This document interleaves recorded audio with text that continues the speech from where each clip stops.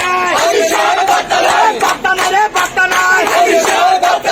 আরে আশিস কি করলে, আরে সুদীপ কি করলে, আরে আশিস কি করলে, আরে সুদীপ কি করলে, পাত্তা নাই রে, পাত্তা নাই।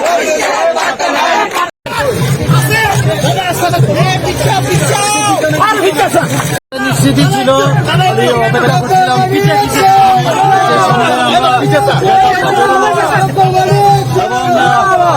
প্রায় 5,900 মতো ভোটে আমার কাছে যা খবর এসেছে, প্রায় 5,900 মতো ভোটে আমি জিত করেছি। কিন্তু আরো আশা করেছিলাম, কারণ এটা তো ক্লিয়ার কাট হয়ে গেল যে সিপিএম এর সাথে কংগ্রেসের যে আতাত সেটা কিন্তু ক্লিয়ার হয়ে গেল এবং সিপিএম এর প্রচুর ভোট কংগ্রেসকে দেওয়া হয়েছে। আমার 6 আগরতলাতেও সেইভাবে ওরা ট্রান্সফার করেছে, এখানেও করেছে, কিন্তু শেষ রক্ষা ওদের হয়নি।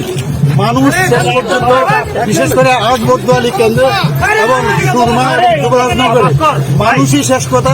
ওরা এদের যে মিতালি তার বিপক্ষে ভোট দিয়েছে এবং এর জন্য আমি সমস্ত 8 নম্বর দোয়ালি কেন্দ্র থেকে শুরু করে সুরমা সমস্ত যারা আমাদের